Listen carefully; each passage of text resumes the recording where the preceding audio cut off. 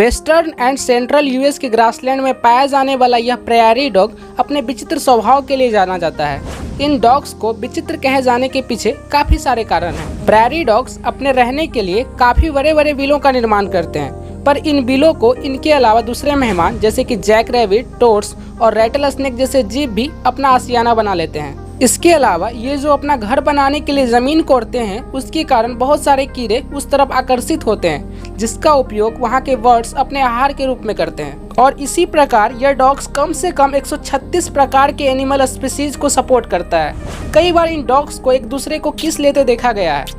किस करने के क्रम में ये एक्चुअली अपने आगे के 2 दांतों से एक दूसरे को टच करके जानने पहचानने का काम करते हैं। और इनके इस क्रिया में तब और भी बढ़ोतरी देखने को मिलती है जब चिड़ियाघर में लोग घूमने आते हैं, और यह जीव ऐसा इसलिए करते हैं ताकि ये उनका अटेंशन पा सके।